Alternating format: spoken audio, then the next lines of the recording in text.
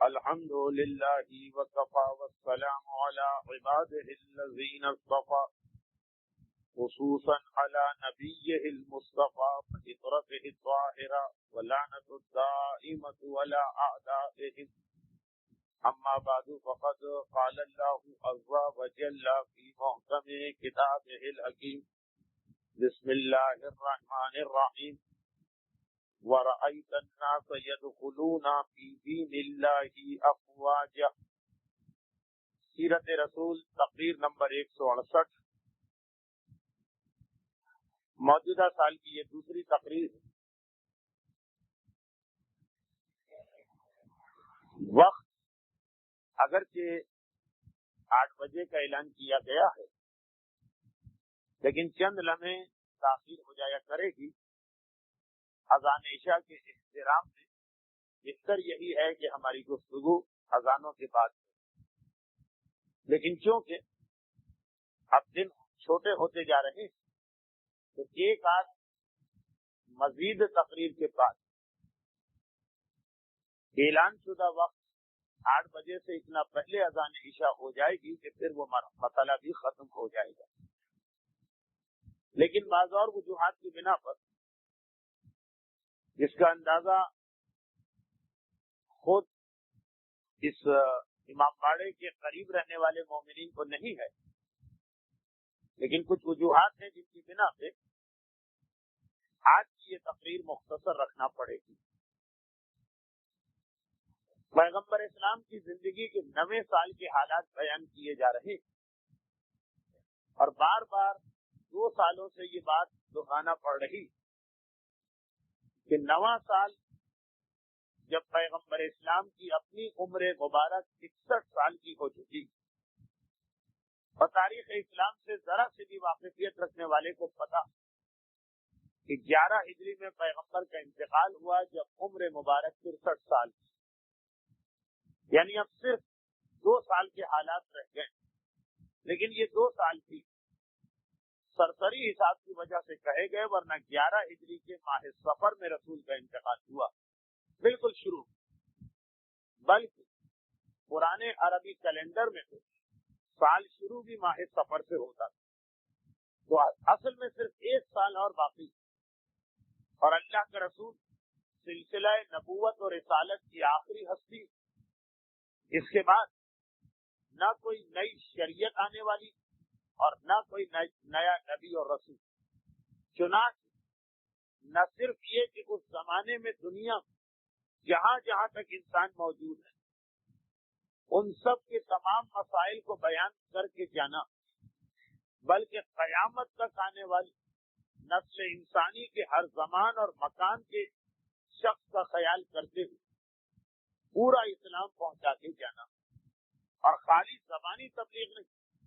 ایک جملہ کہا جاتا ہے جو شاید بہت سرسری بیان کرنے سے غلط فہمیاں پیدا کر کہ رسول بھی ہیں اور امام بھی. ایمان کہ رسالت و امامت کا جو بنیادی فرق کہ رسول کو پیغام و پہنچانا ہے، امام کو وہ نظام قائم کر کے اسے چلانا. تو پیغمبر کی ذمہ داری صرف اتنی نہیں ہے کہ یہ نظام دے، بلکہ اپنی زندگی میں بھی اس پہ عمل کروانا. 7 ہجری تک کا زمانہ وہ جب پیغمبر اسلام اتنا زیادہ دوسری مصروفیات و مشغولیات وقت دینا پڑا کہ بہت سارے ابھی احکام شریعت پہنچائے نہیں گئے، اور جو پہنچائے بھی جا چکے ابھی مکمل طور پر ان پہ عمل نہیں ہو سکا. دنیا کی ہر قوم میں ایک ہنگامی زمانہ گزرتا. اللہ کے رسول اپنی تبلیغ رسالت کے پہلے 13 سال میں مکے کی زندگی احکام پہنچا سکتے، نظام قائم نہیں ہو سکتا. مدینے پہنچنے کے بعد جب نظام قائم ہو سکتا ہے تو پہلے سال سے لے کے 7ویں سال تک مسلسل جنگیں. 7 ہجری میں خیبر کی فتح کے بعد اب وہ وقت آیا کہ نہ صرف یہ کہ کافروں کی کمر ٹوٹی بلکہ ان کافروں کو اکسانے والے یہودیوں کی بھی کمر ٹوٹ گئی. چنانچہ 7 ہجری سے ہم دیکھتے کہ اب پیغمبر کی زندگی ایک مرتبہ پھر تبلیغ زیادہ شدت سے ہو رہی، وہ وقت جو جنگوں میں ختم ہو جاتا تھا۔ اور یہ بھی بات اس سے پہلے بیان ہو چکی کہ ہر جنگ فقط ہارنے والے کے لیے مسئلے نہیں پیدا کرتی ہے، جیتنے والے کے لیے۔ چنانچہ ان جنگوں کے نتیجے مسلمان چاہے اس وقت اتنے ایمان اور جوش میں بھرے کہ وہ نہ سوچ رہے ہوں کہ 5 سال بعد کیا مسئلہ ہو، لیکن جب جنگ ختم ہوتی ہے قوم میں جوش ہوتا، اور اس جوش کی بنا پہ وہ نہیں دیکھتے کہ 5 سال بعد جب یہ جوش ٹھنڈا پڑے گا تو کیا مسئلے بنے گے۔ اللہ کا رسول ان تمام حقیقتوں سے آگاہ، تو ہر جنگ کے بعد اس جنگ کے ان مسائل کو بھی ابھی حل کیا جاتا، اور بہت ہی مختصر اگر یہ کہا جائے تو یہ کہ ہر جنگ بہت سی جوان عورتوں کو بیوہ کرتی ہے اور چھوٹے بچوں کو یتیم، اور ابھی جوش نہ بیوہ عورت کو اپنی بیوگی کا احساس، نہ یتیم بچے کو اپنے یتیم ہونے سے کوئی خلا محسوس ہو رہا ہے زندگی، لیکن جب یہ جوش ٹھنڈا پڑے تو یقینی طور پہ جو فطری تقاضے اور جو فطری مسائل ہیں وہ ابھر کے آئیں۔ تو مسلمان معاشرے سے چاہے کوئی آواز بلند نہ ہوئی، لیکن ہم یہ دیکھتے کہ یہ جو بہت بڑا معاشرتی مسئلہ، فطری تقریر سیرت رسول کے حوالے سے ایک بات آ گئی کہ دشمن عورت ہی کے ذریعے سے اسلام کی زیادہ مخالفت کرتا، تو اب اللہ کا رسول بدر، احد، خندق، اس کے بعد یہ نتیجہ امت پہ نہیں چھوڑ سکتا کہ بیوہ عورتوں کی ایک کثیر تعداد اور ان کے مسئلے کو حل کرنے والا کوئی نہیں، تو اب اگر یہ عورتیں ایک مرتبہ غلط راستے پہ نکل جائیں، یہ سب فرضی باتیں میں کر رہا ہوں، تو جو کچھ نظام اخلاق اسلام پیش کرنا چاہتا ہے وہ درہم برہم ہو کے رہ جائے۔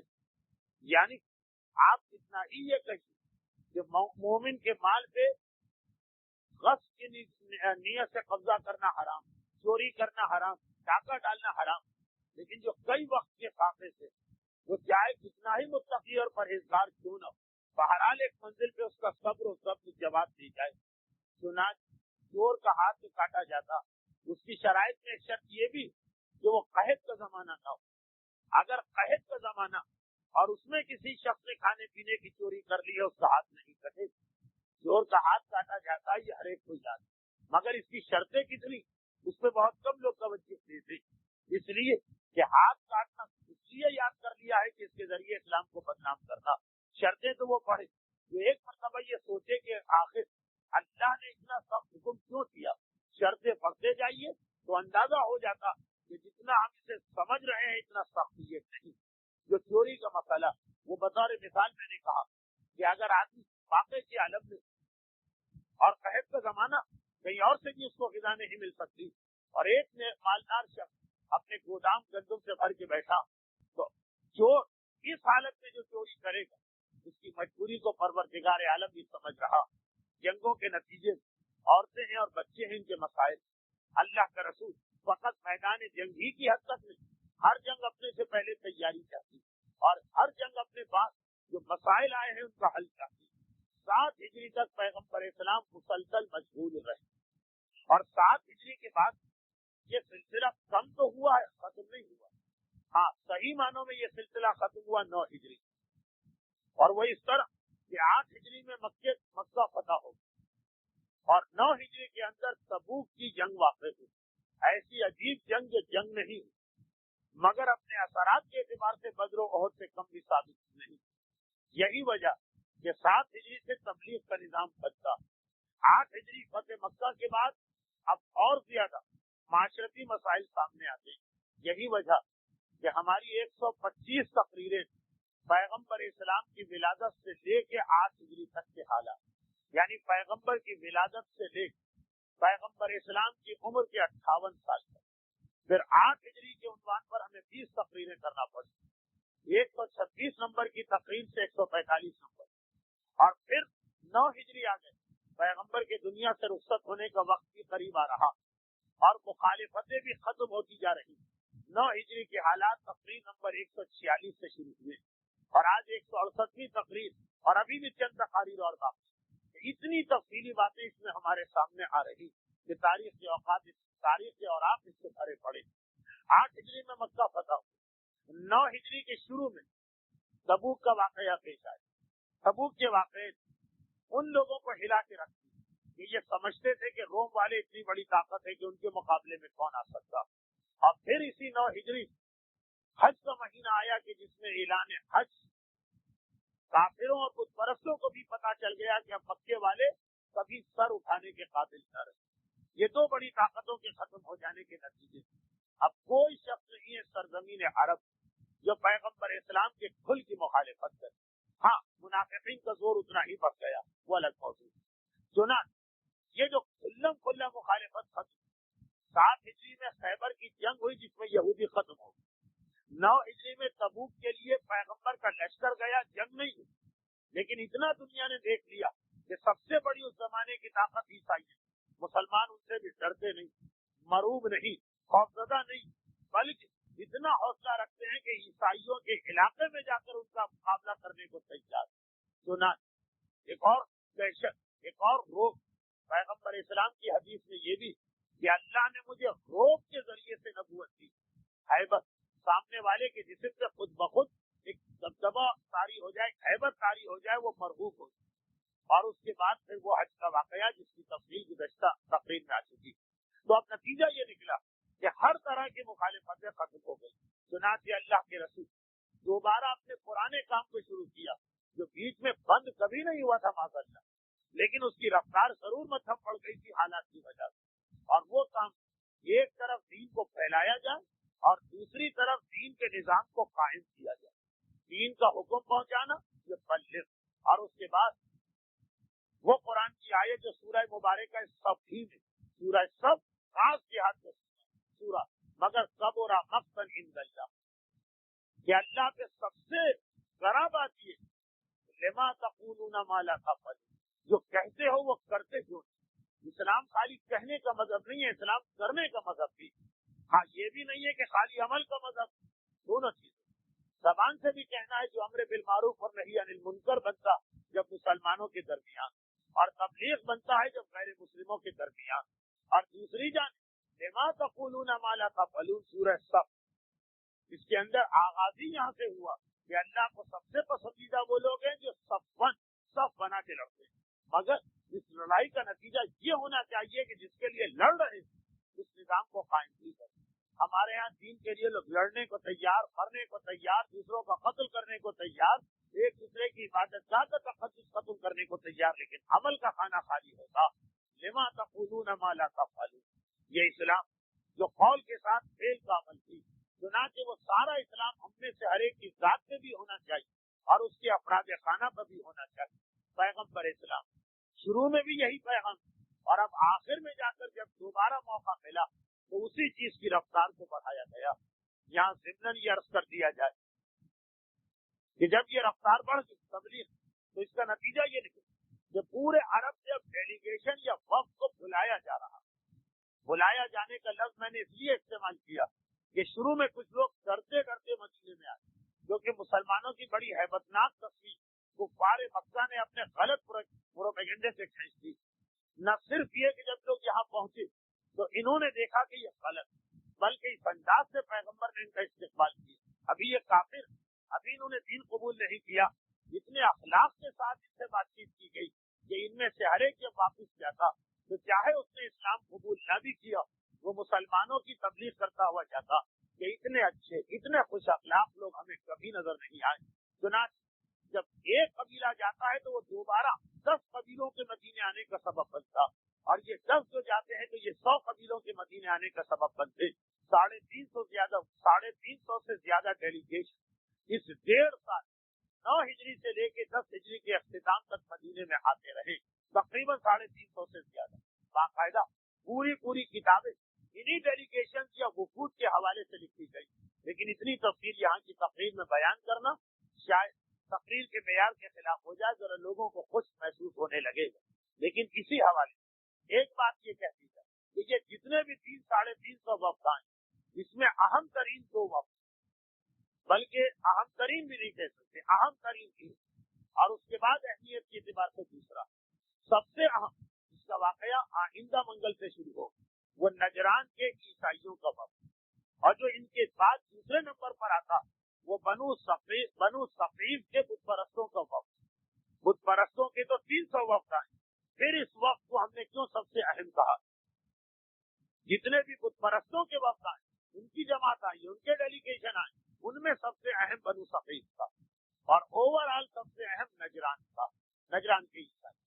تو ایک بات اگر کہ یہ بات نجران کے وفد کے ساتھ کہی جاتی تو زیادہ اچھا رہتا، لیکن چونکہ ابھی ہماری تقریر گزشتہ منگل سے سلسلہ اس سال شروع ہوا، براہ راست واقعات کا بیان نہیں آیا، کچھ اصولی باتیں ہو رہی تھی، انہیں میں یہ بات آئی کہ عیسائیوں پیغمبر اسلام کی تصویر جو اپنی کتابوں میں کھینچی ہے وہ یہ کہ یہ وہ رسول جو ایک ہاتھ میں قرآن رکھتا ہے اور دوسرے ہاتھ میں تلوار، یعنی وہ یہ ظاہر کرنا چاہتے ہیں کہ یہ رسول دکھاتا قرآن ہے لیکن اصل میں چلاتا تلوار۔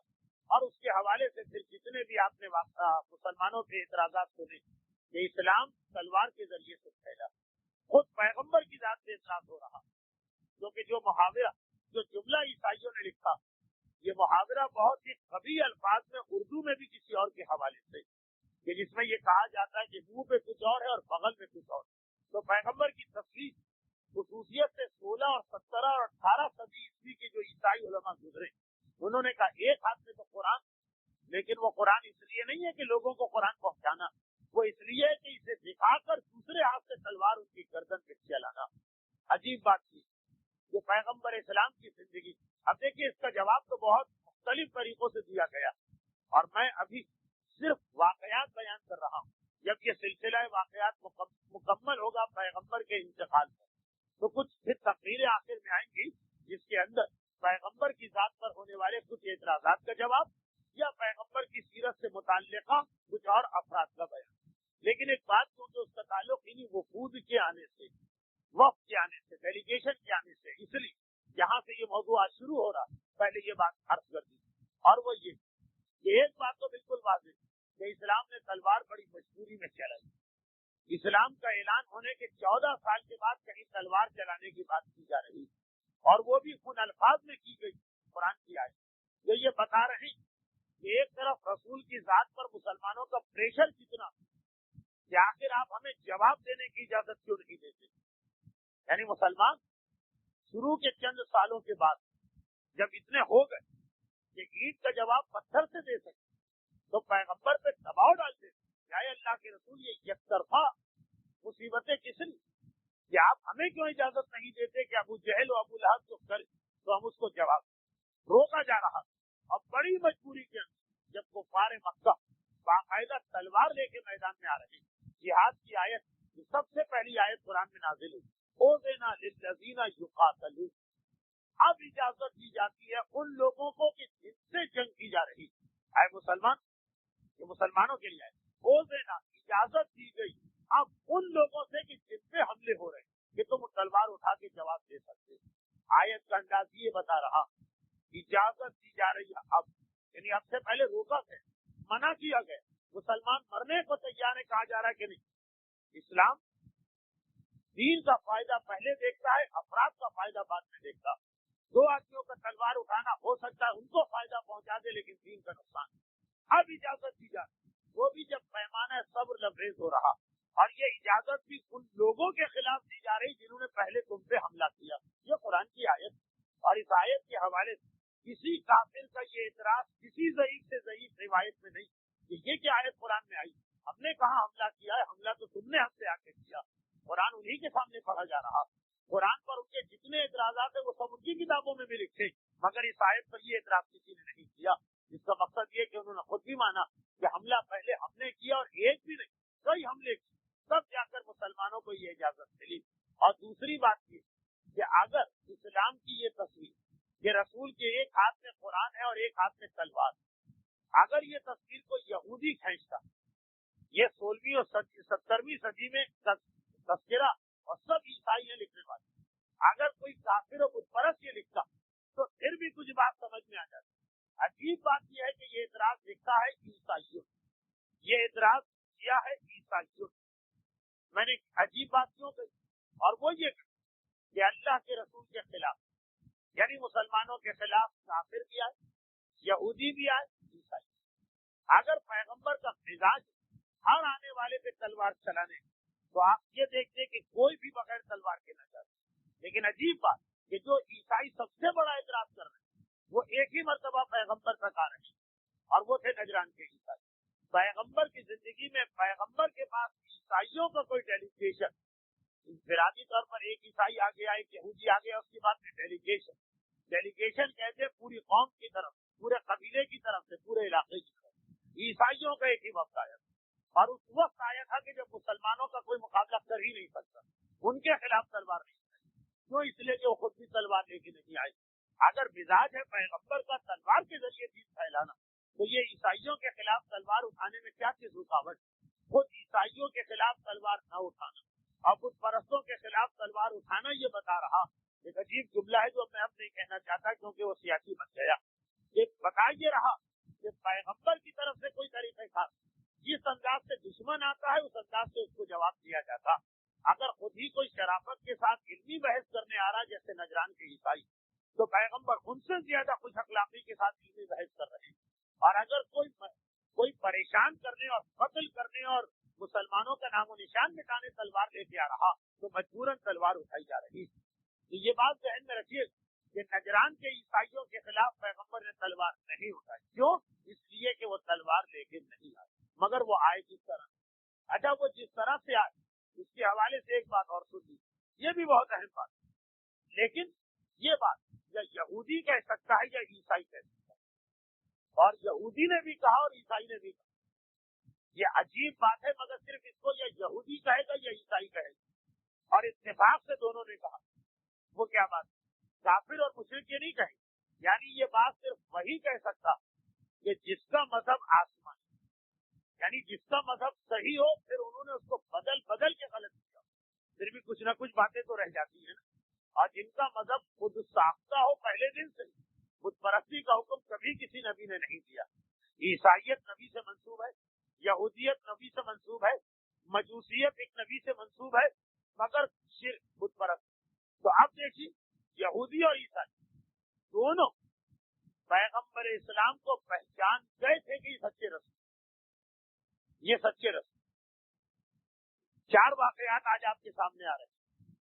ایک واقعہ یہودی کا ہے، ایک واقعہ عیسائی کا ہے پیغمبر کی سچائی کے حوالے سے، اور دو واقعات جو ہیں وہ دوسرے حوالے سے، وہ ابھی آپ سنتے ہیں. یہودی اور عیسائی وہی پیغمبر کو پہچان بھی سکتے کیونکہ ان کے پاس تورات اور انجیل کی صورت ایک ایسی کتاب کہ جس کا بنیادی ڈھانچہ تو اللہ نے نازل کیا. اب اس میں کتنی تبدیلی کر دی جائے کچھ نہ کچھ تو رہے گا نا. دودھ میں آپ کتنا ہی پانی ڈالتے ہیں، 1% آدھا % دودھ تو اس میں رکھنا ہی پڑے گا، ورنہ پھر اسے دودھ کون ہے. تو یہ ہو سکتا کہ تورات کی ساری آیتوں میں گڑبڑ کر دی گئی ہو لیکن 2-4 آیتیں رکھنے پہ وہ مجبور ہوئی، اور انجیل کی ساری آیتیں بدل دی گئی ہوں لیکن کچھ آیتیں رکھنے سے مجبور. سنا ادھر یہودیوں کا واقعہ تو آ چکا ہے، آج موضوع کی وجہ سے سرسری طور پہ بیان کر دیا جائے. اچھا، اس واقعے کا راوی کون؟ اس واقعے کا راوی خود وہ بیٹی جو اپنے باپ اور اپنے چچا کی گفتگو سن کے ہمیں پہنچا رہی.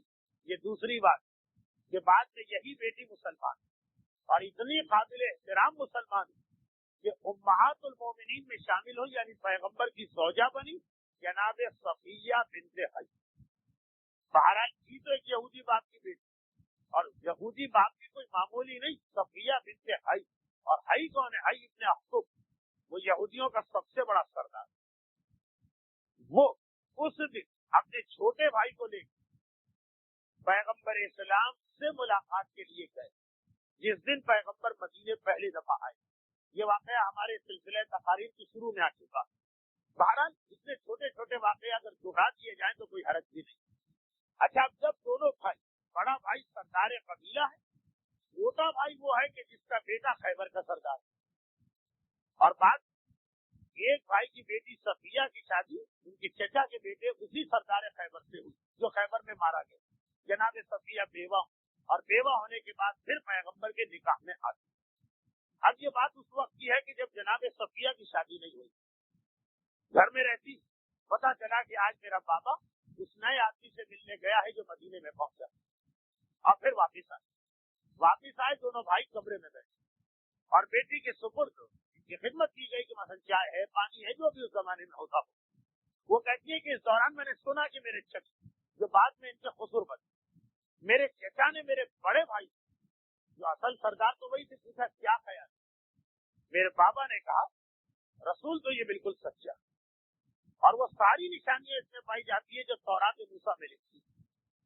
تورات موسیٰ ہر ایک کے پاس نہیں، یا سردار کے پاس ہوتی تھی یا قوم کے کسی مقدس اور معمر عالم کے پاس، لیکن ان کے پاس تو ہے، یہ تو سردار نہیں بلکہ چیف سردار جناب صفیہ کہتی ہے میں نے خود اپنے باپ کی بات سنی، تو دھوکے کا امکان بھی نہیں ہے کسی اور سے سنا، یہ آدمی تو بالکل ٹھیک لگتا، ساری وہ شرائط اس میں پوری اتر رہی ہے جو تورات موسیٰ میں۔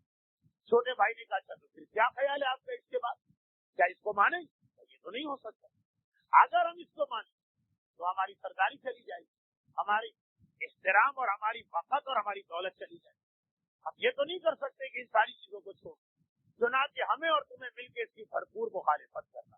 پورا واقعہ تو اور بھی کچھ باتیں آتی مگر جناب صفیہ بنت حی کہتی ہیں اپنے باپ اپنے کانوں سے یہ سنا کہ یہ آنے والا سچا رسول، اور تورات موسیٰ کی تمام نشانیاں اور پیشین گوئیاں اس سے صادق آ رہی، چنانچہ اسی ہی دن ابھی یہودی کے گھر میں رہ رہی ہیں اور غیر شادی شدہ، اتنا اختیار نہیں ہے کہ اپنی مرضی سے اپنے مذہب کا فیصلہ کریں، مگر دل میں اس وقت سے ہی خیال آتا کہ جب بھی موقع ملے گا میرے بابا کی گواہی ہے، اس گواہی پہ مجھے عمل کرنا، چاہے باپ نے عمل نہ کیا۔ یہ واقعہ تو بہت پہلے، اب سن لیجیے ایک واقعہ بعد کا عجیب، آج کی تقریر کے دو واقعات، ایک واقعہ جو پڑھا جا چکا ہے، ایک واقعہ جو اصولاً آئندہ منگل کو پڑھنا چاہیے اور پڑھوں گا، لیکن تھوڑا سا پھر جب نجران کے عیسائی پیغمبر کا خط پا کر، پیغمبر نے خط بھجوائے، وہاں سے چلے تھے مدینے کی طرف، تو انہوں نے اپنے ڈیلیگیشن کو اس طرح بنایا کہ تین اس میں بہت اہم آدمی رکھے، ایک قوم کا سردار تھا، اور دوسرا عالم جو لوگوں کے مسئلے حل کرتا، اور ایک سردار، اور تیسرا ایک اور آدمی تھا جس کا اس واقعے سے براہ راست تعلق تھا، جو عالم ابو حارثہ، وہ اپنے بھائی قرص کو بھی لے کے چلا، کیونکہ اس کے خچر کو اس کا بھائی چلا تھا، عیسائی ہیں یہ لوگ، ان کے یہاں اس اعتبار سے بھی گدھے کی اہمیت بہت زیادہ ہے کہ وہ حضرت عیسیٰ کی سواری، اور اسی لیے مغربی دنیا میں اس کا احترام بہت ہے۔ اب ابو حارثہ قوم کا سب سے بڑا عالم، یعنی اپنی قوم کا مرجع، اور آج کل عیسائیوں کی اصطلاح میں پوپ کہہ لیجیے، اسقف کہہ لیجیے، وہ خچر پر ہے، اور اس کا چھوٹا بھائی احترام میں اس خچر کو چلا رہا۔ یہ ایک مرتبہ خچر جو تھا وہ راستے میں اڑ گیا تھا اور چلنے سے انکار کر دیا، تو قرض نے اس خچر کو برا بھلا کہنا شروع کی، اور اسی میں وہ بات بھی کہہ دی۔ جب ایک انسان اپنے عقیدے سے ایک بات سوچتا ہے کہ ہاں بھائی تو شیطانت یہ شرارت کیوں نہ کرے، تو جو جا رہا ہے معاذ اللہ ایک جھوٹے آدمی کی طرف، تو یہ تو ہو گئی، وہ تو اپنی جگہ یہی سوچ کے جا رہے ہیں کہ عیسیٰ آخری نبی ہے، ان کے بعد کوئی نبی نہیں آنے والا ہے۔ بعض جملے نقل کفر نباشت صحیح، لیکن دہرانا مشکل ہوتے، لیکن یہ بات سمجھ میں نہیں آ سکتی کہ قرض نے یہ کہا اپنے حساب کہ جو تو اتنی شیطانت اور شرارت کر رہا ہے اور مجھے پریشان کر رہا، تو یقیناً کرے، اس لیے کہ میں تجھے غلط جگہ لے جا رہا ہوں، تو جا ہی ایسی جگہ رہا۔ جیسے ہی یہ کہا ابو حارثہ نے روک دیا، کہا کہ اے میرے چھوٹے بھائی، یہ تو نے کیا کہا؟ قرض نے کہا وہی کہا جو حقیقت، یہ کون آدمی آ گیا جو عیسیٰ کے بعد اپنے آپ کو نبی کہتا؟ کہا یہ وہ آدمی آیا کہ جس کی پیشن گوئی خود حضرت عیسیٰ کر کے گئے، جو عیسیٰ کا بھی سردار، جس کے بارے میں عیسیٰ کہہ کے گئے کہ جو اس کو نہیں مانتا وہ مجھ کو بھی نہیں مانتا۔ جب قرض نے اپنے بڑے بھائی سے سنا، جو پوری قوم کے لیے ویسے ہی ایک روحانی یعنی ایک عالم، اس کا بھائی تو جتنا احترام کرے وہ کم، چونک کے کہا کہ اگر یہ بات تو پھر آخر ہم اس سے ملاقات کے لیے اور اس سے بحث کرنے کیوں جا رہے ہیں؟ پھر تو ہمیں اس کا مطیع بن کے جانا چاہیے، کیونکہ جب بھیجا گیا تھا ڈیلیگیشن، تو کیوں بھیجا گیا؟ تو جاؤ جا کے دیکھ کر آؤ کہ اس سے جنگ کرنا بہتر ہے یا صلح کرنا بہتر ہے۔ یہ تیسری بات تو تھی ہی نہیں کہ کیا اس کے پیغام کو قبول کر لینا بہتر، یہ تو ڈسکس ہی نہیں ہوا۔ تو چھوٹا بھائی ضرور کہے گا کہ آپ جو لیڈر بن کے جا رہے ہیں اس ڈیلیگیشن، اور آپ یہ بھی کہہ رہے ہیں کہ وہ عیسیٰ کا بھی سردار، اور آپ یہ کہہ رہے ہیں کہ وہ صحیح آدمی، بلکہ میں نے اپنے گدھے سے اتنا کہا تو آپ ناراض ہو کہ ایک سچے آدمی کی شان میں گستاخی کیوں کر رہے، تو اسے مان کیوں نہیں رہتے، اس کی اطاعت کے لیے کیوں نہیں جاتے؟ اب ابو حارثہ نے کہا کہ اے میرے چھوٹے بھائی، مصلحتیں بھی دیکھو کہ ہماری قوم نے ہمیں اتنی دولت دی اور ہمیں اتنی عزت دی اور ہماری ہر بات سے یہ آنکھیں بند کر کے یقین کرتے ہیں، اب ہم یہ ساری چیزیں کیسے آسانی سے چھوڑ سکتے ہیں؟ ہماری قوم بھی ہماری مخالف ہوگی اور اسے بھی کتنا صدمہ پہنچے گا کہ جنہیں ہم نے اتنا اونچا کیا اور وہی ہمارے عقیدے کے خلاف بول رہے، بہتری بھی اسی میں ہے اور ہمارا فائدہ بھی اسی میں. دیکھیں یہودی بھائی ابن اخطب نے بھی کہا میں نے پہچان مگر سرداری اور دولت. اور ادھر جس کا پورا واقعہ آئندہ منگل کو آنے والا مباہلے کے ڈیلیگیشن کے مدینہ آنے سے پہلے راستے میں ہی ابو حارث کہہ رہا چلے رسول کا چہرہ دیکھ کر کہتا تو ہم کہتے کہ پیغمبر کا چہرہ ہی ایسا ہے کہ لوگوں کی یہ دل بدل جاتی. یہاں تو ابھی وہ وہاں پہنچا بھی نہیں, کہہ رہا ہے تو وہ لیکن آسانی کے ساتھ نہیں چھوڑا جاتا اپنے سرداری کو, اپنی شہرت کو, اپنے مقام کو اور اپنی دولت. اچھا یہ بت پرست نہیں کہہ سکتے, ان کے پاس کوئی آسمانی کتاب نہیں, یہ کوئی کافر نہیں کہہ سکتا. کافر رسول سے ملاقات کی بات کہہ سکتا ہے کہ چہرہ سچا لگا اور کلام صحیح لگا, مگر پہلے ہی سے نہیں کہہ سکتا. یہ یہودی کہہ سکتا اور اس نے کہہ دیا, یہی بات عیسائی کہہ سکتا تھا اور اس نے کہہ دیا. اب سنیے کافر کیا کہہ سکتا, وہ یہ مسئلہ کہ اب ایک عجیب بات ہے, یہاں سے میرا موضوع بڑھ رہا ہے. ابھی تک تو کچھ اصولی باتیں تھی, واقعات تو آگے نہیں بڑھے. اور وہ یہ پھر یہ منزل, یہ دونوں ڈرے, بھائی ابن اخطب یہودی سردار, ابو حارثہ عیسائیوں کا عالم, سردار نہیں, سردار تو عاقب, ابو حارثہ عالم, یہ دونوں ڈرے. کس چیز سے ڈرے کہ ہماری سرداری چھن جائے, ہمارا احترام ختم ہو جائے. جو قوم آج ہمیں اتنی عزت دیتی ہے وہ ہم سے منہ پھیر لے. کوئی آدمی یہ بھی سوال کر سکتا ہے کہ ان کا یہ خیال غلط ہے. یہ اتنی بڑی پوزیشن کے مالک کہ اگر یہ اپنی قوم کو سمجھا کے بتائیں تو وہ ان کی بات مان لیتی تھی. جب کوئی قوم اپنے رسم و رواج میں اٹل ہو جاتی اور اپنے بزرگوں کی بات سے ذرا سا منہ پھیرنے کو تیار نہیں ہوتی تو جن کا وہ احترام کرتی ہے وہ بھی اسی لیے کرتی کہ یہ وہی بات کہہ رہے ہیں جو ہم کر رہے ہیں. اور اگر وہ لوگ بھی حق کہنے لگے یہی قوم سب سے پہلے ان کی دشمن بنے گی. اور آئیے آج کا جو پہلا واقعہ ہے اس کے حوالے سے یہی سے بات آگے بڑھے. یہودی جب پیغمبر مدینے میں آئے تو آپ نے سنا کہ یہودیوں کو تجسس ہوا کہ دیکھنا تو چاہیے کہ سچا رسول ہے کہ نہیں. ان کے سردار کیا, ان کے علماء میں سے ایک تھا عبداللہ ابن سلام, وہ بھی پیغمبر سے ملاقات کے لیے آئے. وہ عالم دیکھ لیا اس کہ ایک مرتبہ ساری باتیں پائی جاتی. یہ واقعہ بھی پہلے آ چکا ہے لیکن آج کی حد تک اس کے بعد والے واقعے سے ربط ملایا جائے اور وہ بعد والا واقعہ نیا واقعہ. جب یہ اسلام لے آئے, اسلام قبول کر تو پیغمبر تو خاموش رہے, لیکن جو مدینے کے رہنے والے پرانے مسلمان یعنی وہ لوگ جو پہلے سے کافر تھے, مدینے کے پرانے باشندے, انہوں نے عبداللہ ابن سلام کو دیکھا کہ یہ اسلام قبول کر رہا کہ اللہ کے رسول. ایک بہت بڑا مسئلہ ہے وہ یہ کہ ابھی بھی بت پرستوں کو مسلمان بنانا مشکل, لیکن اب یہودی ایک دن میں سب مسلمان ہو جائیں. پیغمبر نے کہا آخر کیوں, تاکہ عبداللہ ابن سلام جو جس کا اتنا احترام یہ یہودی کرتے کہ اگر یہ رات کو کہتے دن ہے تو وہ دن مانتے, اور اگر دن کو کہتے رات ہے تو وہ رات مانتے. اس نے اگر آپ کو مان لیا تو سارا مسئلہ حل ہے. پیغمبر اس سے پہلے کہ کوئی جواب دے, خود عبداللہ ابن سلام مسکرایا اور کہنے لگا کہ تمہیں میری قوم کا مزاج نہیں پتا, میں رات کو دن کہوں تو وہ مان لیں اس وقت تک جب تک میں باقی باتیں ان کے مطلب کی کروں, اور اگر کوئی بات ایسی کروں جو ان کے مطلب کے خلاف تو جس کا وہ اتنا احترام کرتے اسی کو وہ ایک مرتبہ دودھ میں سے مکھی کی طرح نکال کر پھینک. قوم کو یقین نہیں آ رہا مجھ پرستوں, کیونکہ وہ بہرحال یہودیوں سے الگ کا ہو ہی نہیں سکتا. جس کا اتنا احترام کیا ہے وہ ایک بات کہے اور قوم نہ مانے, ہماری عقلوں میں نہیں آ رہا. تو بہت ہی آسان ہے اس کا فیصلہ کر, یہودیوں کو بلاؤ, میں پردے کے پیچھے جا کے بیٹھ جاتا ہوں اور اس کے بعد پھر دیکھو میرے بارے میں ان سے پوچھو اور پھر میرا کلام سنو. چنانچہ یہودیوں کو بلایا, تو کافی یہودی آئے, 3 بڑے قبیلے مدینے میں تھے, ان کے بھی بہت سارے لوگ بلائے گئے. سب آ کے اس بیٹھک میں جمع ہو جو اسید ابن اخضر کے باغ میں رسول ایک بیٹھک بنائی تھی مسجد النبوی سے پہلے. ابھی مسجد النبوی بھی نہیں بنی, اتنے سارے یہودی آ گئے. مدینے والوں نے بلایا. ابھی تک یہودی اور مدینے کے پرانے باشندوں میں تعلقات ہیں, نہ کوئی جنگ ہوئی ہے نہ کوئی اختلاف ہوا. وہ اور کہا ہمیں کیوں بلایا گیا, رسول بالکل خاموش ہے اس مسئلے. تو سرداران مدینہ میں سے کسی ایک نے کہا بھائی تمہارا ایک بہت مقدس عالم عبداللہ ابن سلام تمہارا عالم ہے, لیکن تم ہمیں بھی اس کے پاس لے جاتے تھے اور اس کا بڑا احترام کرتے. واقعا وہ ہے قابل احترام, ہم تو کچھ بھی احترام نہیں کرتے جتنا حق ہے. تاکہ یہ بتاؤ کہ یہ جو تم اسلام کو بھی قبول نہیں کر رہے اگر تمہارا وہ آدمی اسلام قبول کر ہو ہی نہیں سکتا. یہ کیسے ہو سکتا ہے کہ عبداللہ ابن سلام جو فخر ہے یہودیت کا، جو بنیاد ہے یہودیت کی، جس پر ہمارے مذہب کا پورا دار و مدار ہے، وہ کیسے مسلمان ہو سکتا؟ ہو ہی نہیں سکتا. سرداران مدینہ پرانے تعلقات بزنس کا نہیں ہو سکتا. اگر ہو جائے تو کیا، اگر ہو جائے وہ مسلمان ہو جائے پھر تو ہم بھی مسلمان ہو جائیں. اتنا سچا آدمی، اتنا مقدس آدمی، اتنا مبارک آدمی، اس کی ہر بات میں زہد و تقویٰ، وہ کبھی جھوٹ کوئی تھوڑی بولے.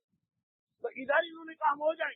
وہ پردہ ہٹا کے عبداللہ ابن سلام باہر اور کہا کہ اے میری قوم والوں، یاد رکھو کہ میں کلمہ اسلام پڑھتا ہوں. تو اتنا جو کہنا تھا تو ایک مرتبہ سارے آگ بگولا ہو.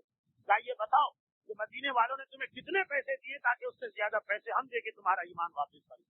عبداللہ ابن سلام نے کہا دیکھو میں پہلے سے جانتا ہوں کہ اس وقت تک یہ ساری تعریفیں ہیں جب تک کہ میں ان کے عقیدے پہ چل رہا ہوں، لیکن جہاں انہیں حق بتانے جاؤں گا یہی جنہوں نے مجھے سر پہ اٹھایا یہی مجھے اتار. اور یہ شکوہ بہت سے لوگ ممبر کے حوالے سے بھی کرتے. بات ہوتی ہے کہ بھئی آپ کا بڑا احترام ہے، بڑی عزت ہے، آپ آ کے کہیں تقریر کریں تو امام باڑے میں جگہ نہیں ہوتی اور سڑکوں پہ جگہ نہیں ہوتی اور پتہ نہیں کتنے لاؤڈ اسپیکر لگانا پڑتے. تو اتنا آپ کا احترام، آپ ذرا کچھ حجاب کی بات کر دی، آپ ذرا کچھ خمس کی بات کر دی تو وہ جواب دیتے ہیں. اور قوم یہودیت کا مزاج تو بالکل ٹھیک، لیکن آج ہمارے یہاں بھی یہ مزاج نظر آ رہا ہے. وہ کہتے ہیں کہ ساری عزت، سارا احترام، یہ سارا مجمع، یہ سارے لاؤڈ اسپیکر، یہ امام باڑوں میں جگہ کم ہونا، یہ سڑکوں کے اوپر مجمع کھڑا ہو جانا، یہ سب اس وقت ہے جب تک کہ ہم حجاب اور خمس کی بات نہیں چھوڑیں. اور اگر ہم حجاب و خمس کی بات چھیڑ دیں تو کل آپ یہی مجمع دیکھیے گا کہ وہی جو آج واہ واہ کر رہا کہیں کر ہم پہ لعنت بھیج رہا ہوگا اور آوازیں کر رہا ہوگا. اور حقیقت کہ ہم نے بھی اپنا تھوڑا سا مزاج ایسا بنا دیا. میں کسی خاص فرقے کی بات نہیں کر رہا ہوں، مسلمانوں کے جتنے فرقے ہیں سب کا یہی مزاج کہ حق کی بات سننے والے بہت کم. قابل احترام بھی ان کے یہاں وہی ہے کہ جو انہیں حق نہ دکھائے، کوئی ایسی سخت بات نہ کہہ دے جو ان کے مزاج کے خلاف جا رہی ہے. یہ والی جو بات ہے کہ مزاج کے خلاف، یہ تو یہودیوں میں بھی نظر آیا اور کافروں میں. وہ جو میں نے کہا پہلے سے رسول کو پہچاننا، یہ کافروں میں نہیں ہو سکتا.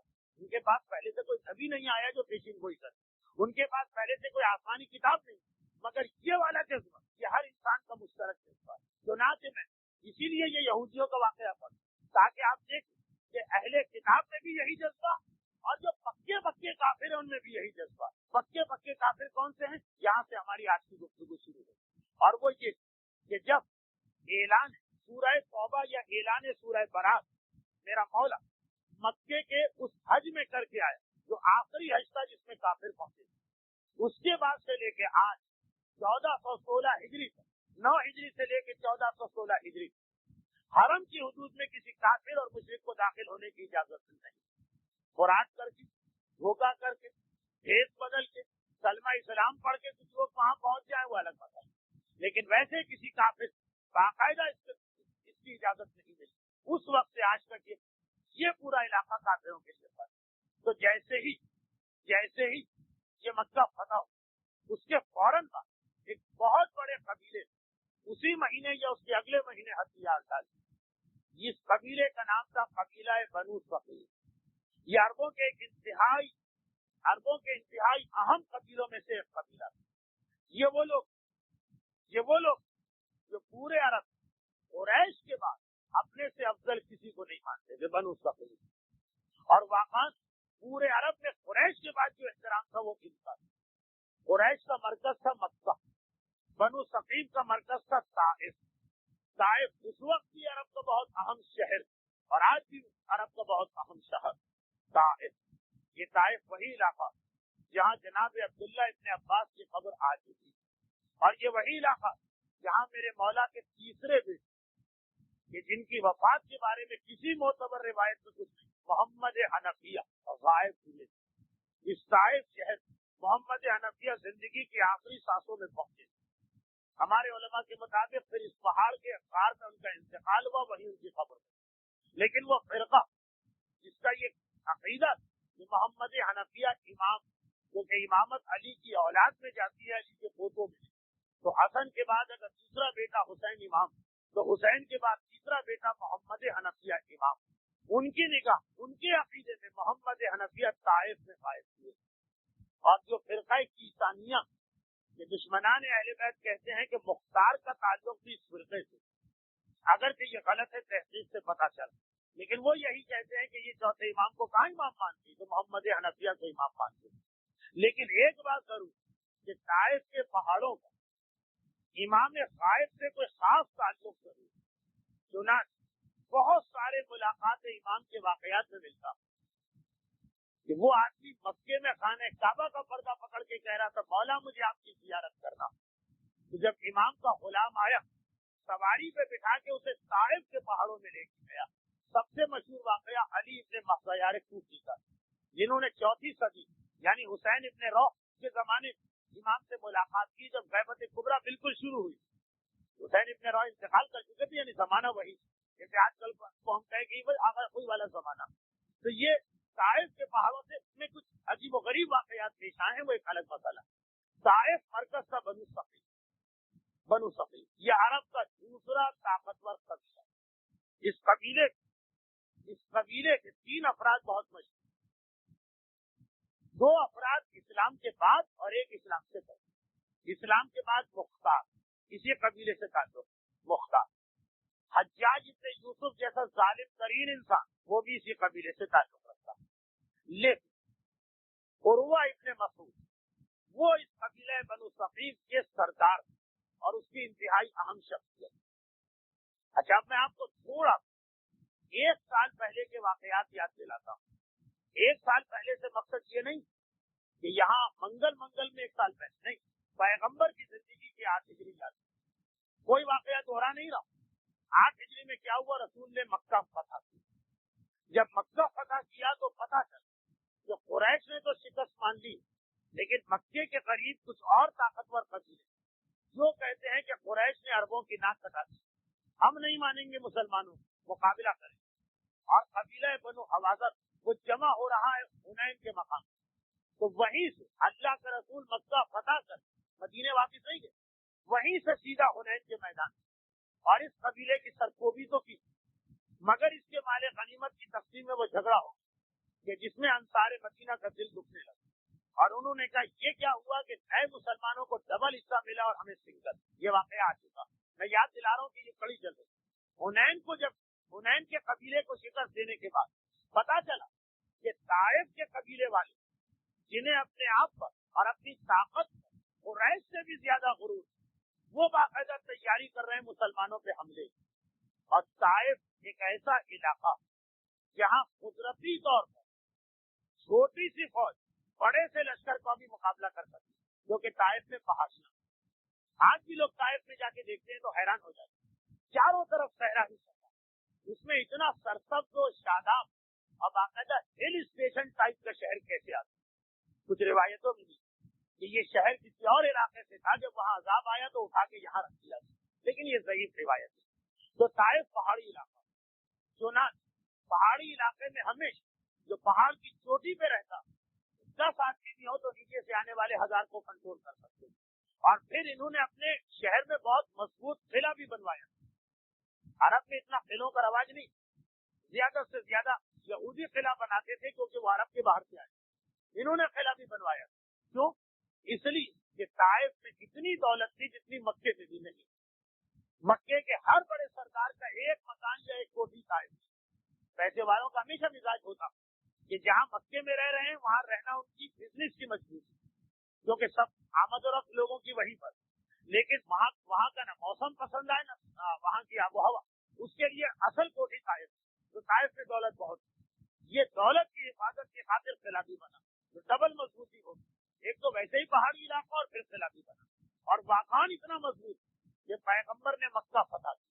اطلاع ملی کہ حنین کے قریب رہنے والے شرارت پر آمادہ ہیں، وہاں گئے، انہیں شکست، اور وہ شکست کہ وہاں بھی لشکر اسلام فرار اختیار کرتا ہے، مولا اور 7 یا 8 آدمی ثابت قدم رہے پھر بھی مسلمان کی، اور پھر وہاں سے آگے طائف تک پہنچے، جب پتہ چلا وہ تیاری کر طائف کے قلعے کو رسول اللہ 1 مہینے تک گھیرے میں لے کے بیٹھے رہے، لیکن وہ قلعہ نہیں ٹوٹ سکا، اور طائف والوں نے شکست کی۔ پیغمبر آخر میں کیونکہ مدینے سے باہر نکلے کئی مہینے ہو گئے، پہلے مکہ فتح کیا، مکے میں 1 مہینے رہے، حنین فتح کیا، طائف کا قلعہ 1 مہینے سے محاصرے، دارالخلافہ سے اتنے دن باہر رہنا مناسب نہیں، خصوصیت سے اس لیے جب اسلام کی باقاعدہ حکومت قائم ہوئی اور بہت دور تک اسلام پہنچ گیا، وہ سارا نظام چلا. پیغمبر طائف والوں کو شکست دیے بغیر خود ہی سے محاصرہ اٹھا کے واپس مدینے آئے. اور وہ وہی بات تھی جو صلح حدیبیہ میں مسلمان تیار نہیں کہتے تھے اللہ کے رسول. یہ ایک عجیب بات ہم دیکھ رہے ہیں کہ جب ہم کمزور تھے اور جب واقعاً ہمیں میدان سے پیچھے ہٹنا چاہیے اس وقت تو آپ ہمیں لڑ مرنے کی بات کرتے تھے، اور جب ہم اتنے طاقتور ہو گئے کہ سوال ہی پیدا نہیں ہوتا کہ ہم پیچھے ہٹیں تو آپ کیسے سلو کر. بدر میں پیغمبر نے کہا لڑ مرنا، آج کسی شخص کو پیچھے جانے کی اجازت نہیں. بہت میں اللہ کا رسول جب کہ لشکر اگر پیچھے بھی ہٹا تو خود اپنی جگہ ثابت قدم رہا اور کسی کو اجازت نہیں. لیکن صلح حدیبیہ کا موقع آیا جب ہم سب سے طاقتور، آپ راستے سے ہی واپس آ گئے اور پھر ہم نے مکے کو بھی فتح کر لی، طائف پہنچے ان کو شکست بھی نہیں دی اور واپس آ گئے. کیونکہ ہر ایک کو پتا کہ طائف کا قلعہ کتنا ہی مضبوط ہے. خیبر میں بھی تو یہی صورتحال تھی، بلکہ وہاں تو تیسری چیز بھی تھی. خیبر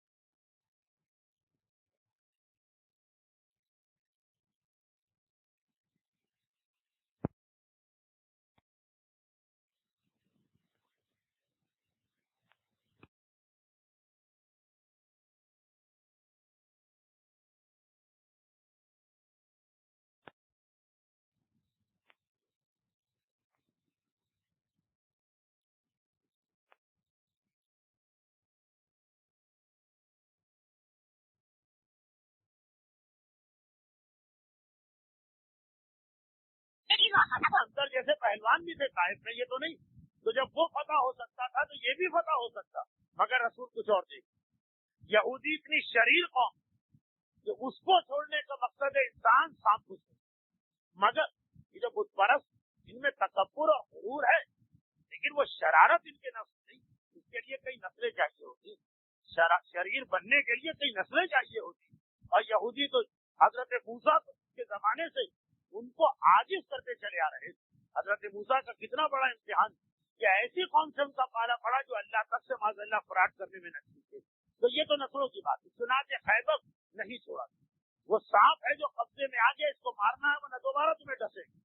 मगर ताइफ में रसूल वही देख रहे हैं जो हुदैबिया में देख रहे थे, किले को छोड़ के आगे। मगर आप ये सोचिए कितनी तौहीन मुसलमानों की हुई। ताइफ वालों ने कितना मजाक उड़ाया हो, तारीख में लिखा। जब लश्कर इस्लाम वापिस जा रहा तो वो आए थे किले की दीवारों और मुसलमानों को देख देख के हाथों से इशारे कर रहे थे तौहीना में। मुसलमानों को देख देख के एक दूसरे से हंसी मजाक कर रहे थे और लतीफे बना रहे थे। यानी हर तरह से तौहीन मुसलमान कैसे बर्दाश्त करते, लेकिन वो अल्लाह का रसूल कि अपने जाती गुस्से की बिना पे मुकाबला नहीं करना, बल्कि देखना है कि दीन का फायदा किसको। ये मौला का अमल, बदतरीन दुश्मन के कब्जे में आ गया, अगर चेहरे पे थूक दे तो अली उसको छोड़ के चले। अल्लाह का रसूल 8 हिजरी में ताइफ को छोड़ दिया। और सीरत रसूल, ये सुलह हुदैबिया से भी ज्यादा अजीब वाकया।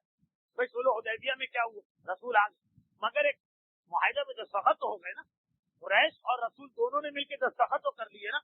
यानी और कुछ ना सही, इतना कहा जा सकता कि देखो कुरैश वाले आज तक हमको बागी मानते थे, आज हमें बराबर का मान लिया, यही बड़ी कामयाबी। ताइफ वालों तो कुछ भी मान के नहीं थे और पैगम्बर आ गए। मगर 8 हिजरी के आखिर में पैगम्बर वापिस आ गए, मुसलमान राजी नहीं मगर उसमें रसूल। 9 हिजरी का वो जमाना आ गया जब वफ्द आने, वफ्द पे वफ्द आने। तो एक दिन देखा कि ताइफ के कबीले बनु सफीफ का वफ्द यहाँ से। हाँ, लेकिन इस वफ्द के आने एक सबब बहुत अहम हुआ, वो ये जब रसूल मदीने वापस पहुंच गए तो इस ताइफ के एक सरदार थे उर्वा इब्ने मसूद, उर्वा इब्ने मसूद, जिनके बेटे अबू मर्रा, जिनकी बेटी उम्मे लैला और जिनके बेटे अली अकबर, यानी जनाब अली अकबर के नाना के वाले उर्वा इब्ने मसूद। ये बहुत ही शरीफ शख्सियत थे शुरू से और बड़े काबिल एहतराम, इतने काबिल एहतराम थे ये जो कुरान की जो आयत आई, ये मैंने अक्सर मजलिसों में पढ़ा, लेकिन सीरत रसूल के सिलसिले में पहली दफा वो जो कुरान की आयत आई वो इनके बारे में। कौन सी आयत? कि एक दिन मक्के वालों ने मिलकर रसूल से कहा कि चले हमने मान लिया इस्लाम सच्चा मजहब है और कुरान सच्ची किताब, लेकिन लौला नुज़िला हाज़ल कुरान अला रजुलिन मिनल क़रयतैन अज़ीम, अगर अल्लाह को ये कुरान नाजिल ही करना तो इन 2 बड़े शहरों इस मर्द अजीम पे क्यों नाजिल नहीं किया। एक आदमी का नाम दिया, इस मर्द, ये नहीं कहा कि यहाँ के किसी आदमी पे क्यों नाजिल है। खास आदमी कौन से 2 बड़े शहर? उस जमाने में मदीना पड़ा नहीं, मदीना तो रसूल के बाद मदीना कहलाए, मक्का और ताइफ। अगर खुदा को ये कुरान नाजिल करना तो मक्के और ताइफ के किसी बड़े आदमी पे क्यों नाजिल नहीं की। और उससे मुराद उनकी अबू जहल नहीं था, उससे मुराद उनकी अबू लहब नहीं था, उर्वा इब्ने मसूद। इतने काबिल एहतराम आदमी ये कुरैश मक्का तक कह रहे हैं कि अगर कुरान अल्लाह का कलाम तो मक्के और ताइफ में इस वक्त उर्वा इब्ने मसूद से बड़ा कोई आदमी नहीं है, ये उन पे नाजिल होना चाहिए। यानी काफिर अपने हिसाब जो नबूवत का तसव्वुर रखते हैं वो तसव्वुर पे उर्वा इब्ने मसूद पूरे कर रहे हैं। उनके एतबार से नबी को जैसा होना चाहिए, जैसा आबिद, जैसा जाहिद, जैसा मुत्तकी, जैसा शरीफ, जैसा आलिम, उनके एतबार से सारी सिफात उर्वा में पाई जाती। इतने बड़े आदमी। फिर उर्वा इब्ने मसूद का नाम एक तो इस वक्त आया शुरू, उसके बाद कब आया? जब सुलह हुदैबिया के लिए अल्लाह का रसूल अपना लश्कर लेके जा रहा था, मक्के के काफिरों ने सरहद पे आके रोका। उस वक्त ये मसला था कि मक्के के काफिर फंस गए, रोक तो लिया मुसलमानों को लेकिन फंस। अब फंसे किस लिए?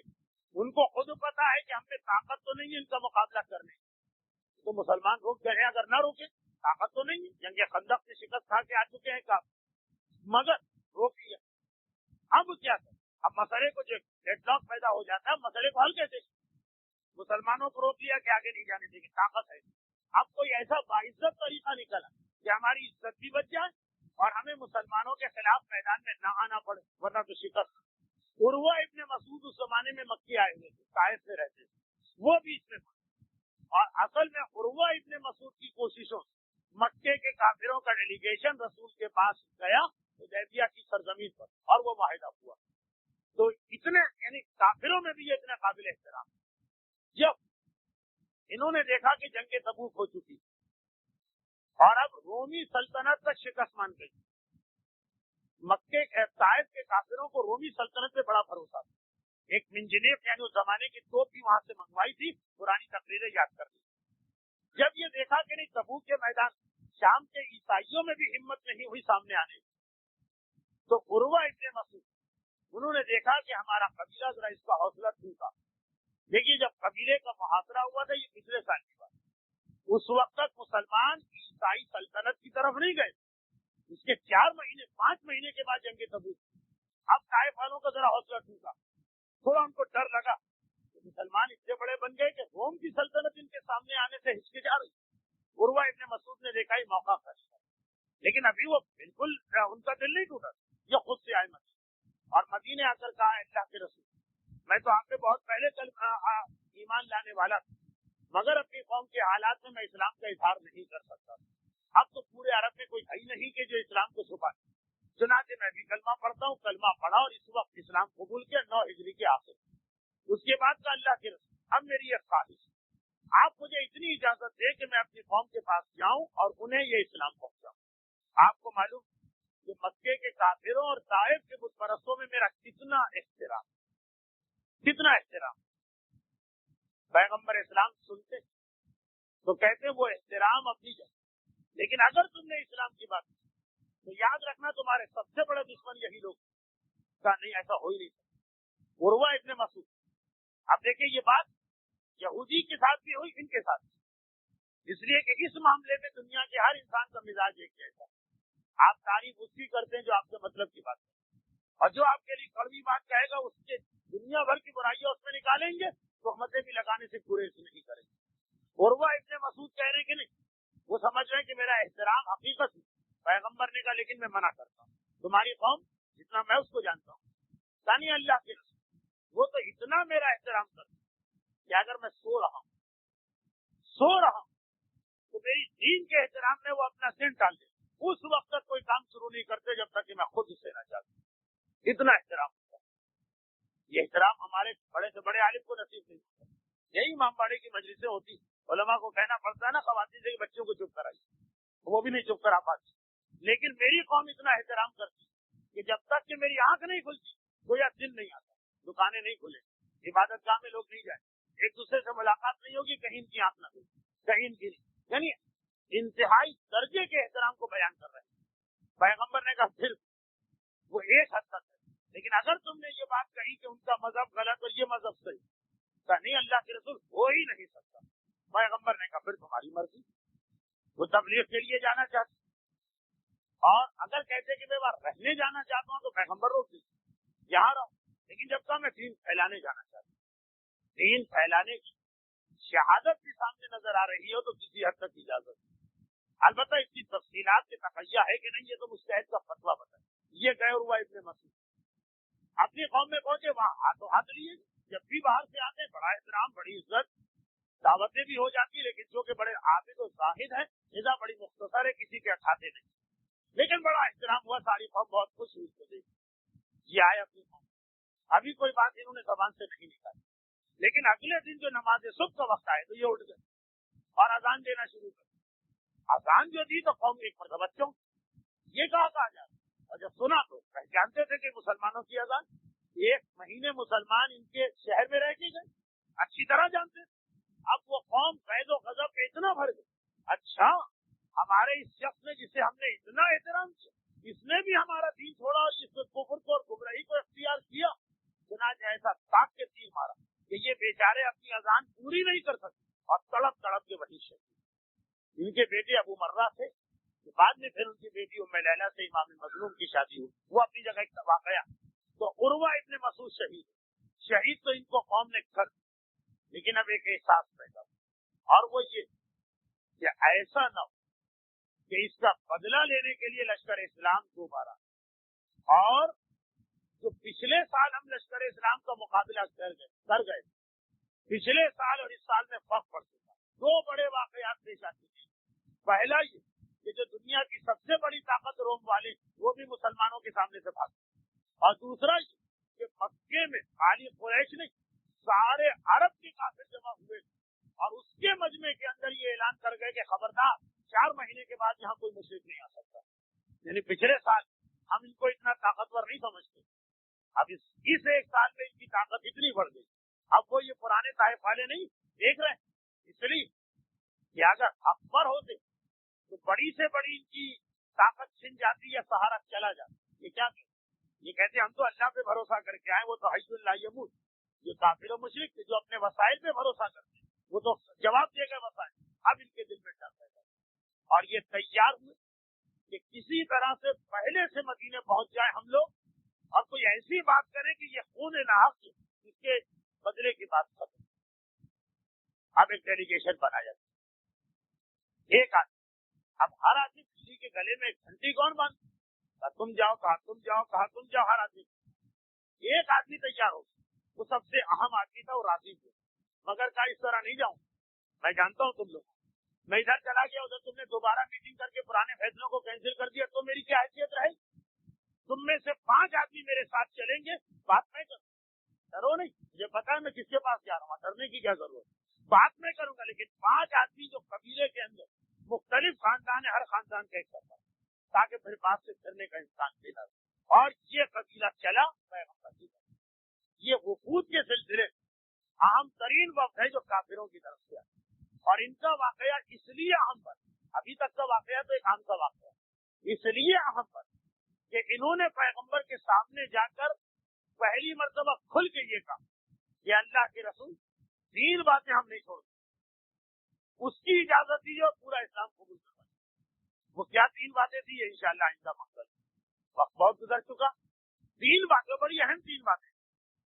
سنیے گا کہ ایک جملہ میں کہتا ہوں لیکن یہ صرف اور صرف مذاق کا جملہ, سنجیدہ, کہ بہرحال وہی 3 باتیں ہم کرتے ہیں پیغمبر سے پوچھے بغیر. انہوں نے اتنا وہ جانتے تھے, سمجھتے تھے کہ رسول کو ماننے کا مقصد ہی کہ پہلے ان سے اجازت لینا. جیسے آپ نے دیکھا ہوگا مثلا کہیں لکھا سگریٹ نوشی منع, اور 50 آدمی سگریٹ پئیں گے, کوئی نہیں روکے. آپ نے جا کے وہاں چوکیدار سے پوچھا کہ منع, کہے گا بالکل منع, نہیں پی سکتے. کیوں نہیں پوچھ سکتے, تم نے پوچھا, انہوں نے پوچھا نہیں تو ٹھیک ہے, جو دل چاہے کر. ہمارا مزاج بھی ویسے بنے, یعنی جو جملہ مذاق والا ہے وہ یہ, کہیں کہیں پر یہ بدترین کافر ایک اعتبار سے اچھے لگتے, یہ جس گناہ کا دل چاہتا ہے پہلے پوچھ لیتے. ہم تو خود اپنے آپ کے لیے ویسے ہی جائز اور حلال کیے ویسے گناہ, وہ پوچھ لیتے ہیں کہ ہم بغیر پیغمبر کی اجازت کے کام, اور ہم کوئی معذلہ اپنے آپ کو پیغمبر سے چھوٹا سمجھتے ہی نہیں. ان سے پوچھنے کی کیا ضرورت, پوچھتے بڑے والے سے برابر والے سے کون پوچھتا. خدا نہ کرے کہ کسی قوم کا یہ مزاج اور ہے بھی نہیں, لیکن کبھی کبھی دل میں یہ بات نہیں ہوتی, عمل یہ بتاتا ہے جیسے یہ توحید کر رہا ہے.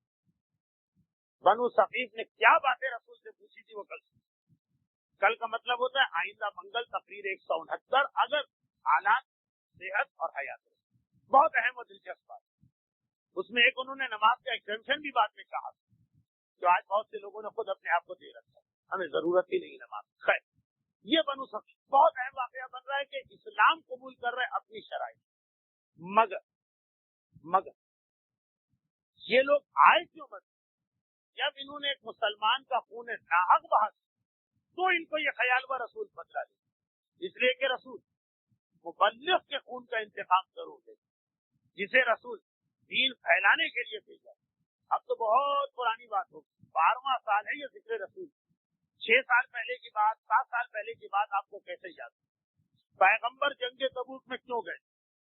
اس لیے کہ پیغمبر نے اپنے صحابی کو تبلیغ والا خط دے کے بھیجا تھا, وہ مار دیا, اس کے خون کا بدلہ لے. پیغمبر وہ 70 مسلمان, ایک قبیلے کا سردار آیا تھا, واقعہ بئر معونہ, یہ آ چکا یہاں تفصیل کے ساتھ کہ بھائی میں مسلمان ہونا چاہتا ہوں, میرا پورا قبیلہ ہماری مدد کے لیے کچھ لوگ بھجوائے.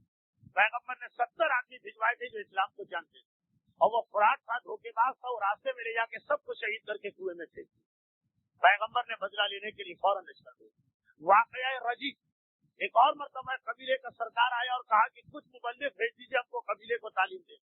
راستے میں لے جا کے ان کو مکے کے ان کافروں کے ہاتھ بیچ دی کہ جو کافر ان کو خریدنے کو تیار تھے، کیونکہ ان مسلمانوں وہ لوگ شامل تھے جنہوں نے کافرے کے باپ کو قتل کیا. مختلف لوگ آئے، جس نے میرے باپ کو قتل کیا میرے ہاتھ سے خرید کر اس کو شہید کر دیا.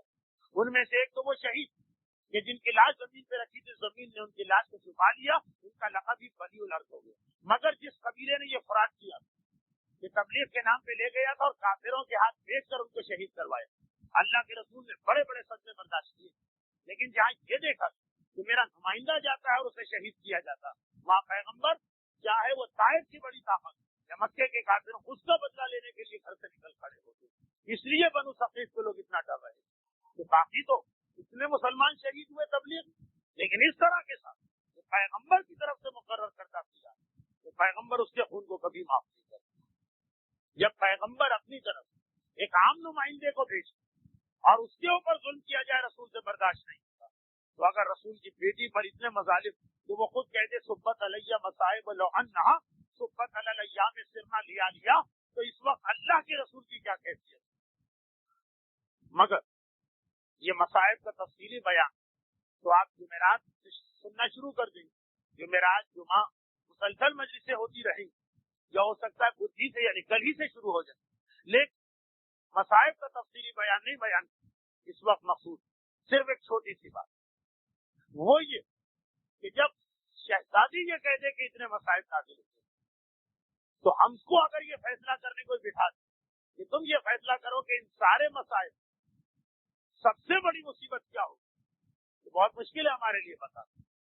مگر ہمیں پتا کہ ایک مصیبت ایسی جس پر مومنین زیادہ توجہ نہیں دیتے، شہزادی کی نگاہ میں وہ سب سے بڑی نہ سکی تو اتنی اہم ضرور کہ شہزادی جس دلیل کے ساتھ اس کا ذکر کیا. کون سی دلیل؟ دیکھیے، اپنے سارے مسائل فاطمہ کس کو بیان کرے؟ یقیناً بیٹی باپ کے سامنے بیان نہ کرے تو اور کس کے سامنے؟ تو جب باپ اور بیٹی کی ملاقات ہے، اور یہ وہ ملاقات ہے جس کی بشارت رسول اس طرح دے گا کہ بابا دنیا سے جا رہا تھا اور سیدہ مسکرا رہے. لوگوں نے کہا شہزادی آخری وقت میں رسول نے آپ سے کچھ کہا تو پہلے تو آپ رونے لگی اور اس کے بعد آپ مسکرانے لگی. کہا جب یہ کہا تھا بابا نے کہ بیٹی اب میں جا رہا ہوں تو میں رونے لگی، اور جب یہ کہا کہ سب سے پہلے تم مجھ سے آ کے ملو اس خوش خبری پہ میں مسکرانے لگی. فاطمہ کے لیے شہادت یا موت کوئی مصیبت نہیں، یہ تو فاطمہ کو ان کے بابا سے ملانے کا ذریعہ. مگر عجیب جملہ فاطمہ نے، فاطمہ کا گھر بھی جلا، فاطمہ کی کمر پہ کوڑا بھی پڑا، فاطمہ کا ننھا بیٹا شکم مادر میں شہید بھی ہوا، فاطمہ کے گھر سے ان کے شوہر کو گرفتار بھی کیا گیا، فاطمہ کے شوہر کے گلے میں رسی باندھ کر گلیوں اور بازاروں میں گھسیٹا بھی گیا. ایک سے ایک بڑی مصیبت. دیکھیے علی کی گرفتاری کو بھی چھوٹی مصیبت نہ سمجھیے گا، یہ واحد موقع ہے جب رسول کی صابرہ بیٹی نے ایک مرتبہ صحن مکان میں کھڑے ہو کے بالوں کو کھولا تھا اور کہا تھا چھوڑو ابو الحسن کو ورنہ میں بال کھولے ہوئے ہوں، اب بددعا کرنا چاہتی ہوں. چھوٹی مصیبت نہیں ہے جس پہ فاطمہ اور صابرہ فاطمہ بال کھول کے بددعا کو تیار ہو جائیں. مگر عجیب بات یہ کہ جب فاطمہ کی زبان پہ ایک جملہ آیا تو وہ ان مسائب کے حوالے سے نہیں تھا، وہ اس کے علاوہ کسی مصیبت کے حوالے سے تھا. اور وہ کیا؟ فاطمہ پہ پابندی لگائی گئی، یا آپ دن کو ماتم کریں یا آپ رات کو ماتم کریں. فاطمہ رات کو مدینے میں ماتم کرتی اور روزانہ صبح کو حسنین کو بازو سے تھام کر اپنے حجرے سے نکل کر شہر سے باہر چلی جاتی ہیں. اس انداز سے جاتی ہے کہ بیٹا حسن ساتھ میں ہے، حسین نے ماں کا ایک ہاتھ تھاما ہے اور فاطمہ کے سیدھے ہاتھ میں عصا ہوتا ہے. اس عصا کے سہارے فاطمہ اپنے بیت الشرف سے نکل کر جنت البقیع کے پیچھے جاتی ہے. شام کو جب مغرب کا وقت آتا ہے تو واپس آتی ہے. وہاں کھجور کا ایک درخت ہے جس کے سائے میں بیٹھ کر فاطمہ مصائب کا بیان کرتی ہیں. ایک رات کو شام کو جب ماں اور بیٹے آئے، میرے مولا نے دیکھا کہ ایسا لگ رہا ہے دونوں کے چہرے لو سے اور گرمی کی شدت سے سیاہ پڑ رہے ہیں، جسم کی حالت تباہ نظر آ رہی. گھبرا کے کہا بنت رسول یہ کیا کیفیت؟ کہا ابو الحسن آج تو وہ درخت ہی کاٹ دیا گیا جس کے نیچے بیٹھ کے میں ماتم کرتی تھی. اگر کبھی آپ گرمی کے موسم میں مدینے میں گئے ہو، اللہ کی بنا ریت کیسے جلتی ہے، لو کیسے چلتی ہے، سورج کیسے تپتا ہے، سارا دن رسول کی بیٹی حسنین کو لے کے ایک مرتبہ اسی جلتی ریتی پر تب سے سورج کے نیچے ماتم کر رہی، میرے مولا نے سلمان کو بلایا، سلمان آج ہمیں ایک مکان بنانا ہے، اور بیت الحزن کے نام سے ایک چھوٹا سا کمرہ تیار ہوا، جسے میں دنیا کا پہلا امام باڑہ اس لیے کہتا ہوں کہ یہ وہ پہلی تعمیر ہے جو صرف ماتم کے لیے کی گئی، جو صرف عزاداری کے لیے کی گئی، اور جس دن بیت الحزن بنا، اب جو فاطمہ نکلی تو ایک مرتبہ مدینے سے یہ کہتی ہوئی نکلی، جب میری ملاقات بابا سے ہوگی تو پہلی فریاد یہ کروں گی، بابا امت نے بیٹی کو باپ کا ماتم بھی نہ کرنے دیا، آئے وہ ساری مصیبتیں اپنی جگہ، کمر پہ کوڑا، دروازے کا جلنا، محسن کی شہادت، مگر جب منزل یہ آ جائے بیٹی کو باپ کے ماتم سے روکا جائے، فاطمہ کہتی ہے وہ مصیبتیں بعد میں بیان کروں گی، پہلی فریاد بابا سے یہ کروں گی۔ اور ارباب ادا، جب بھی میں یہ مسائل پڑھتا ہوں 3 جملے ضرور آپ کے سامنے پیش کرتا ہوں۔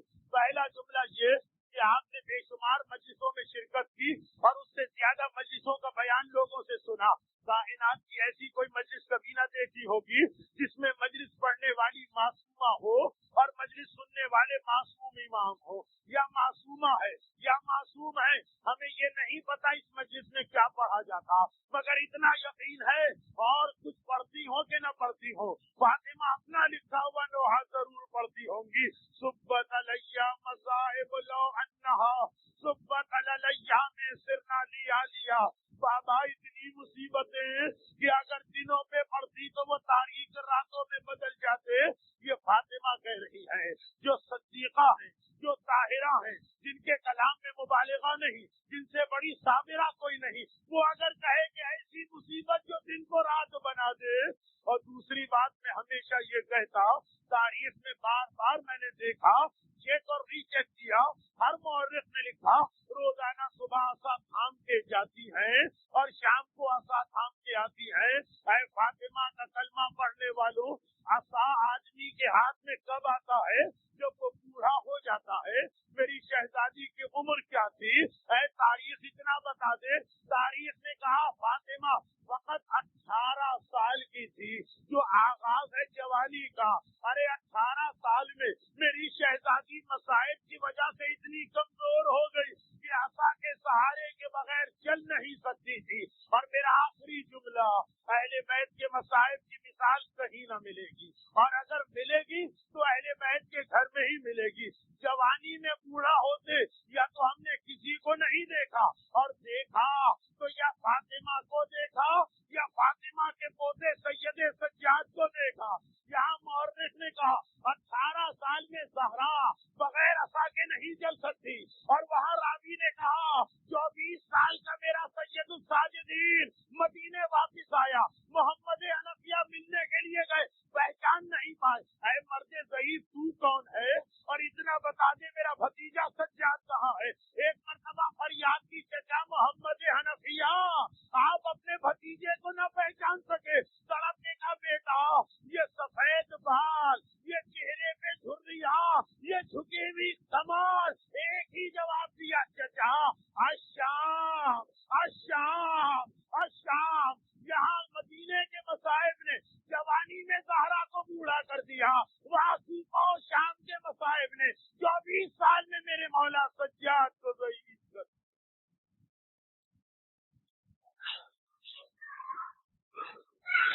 اجرکم اللہ۔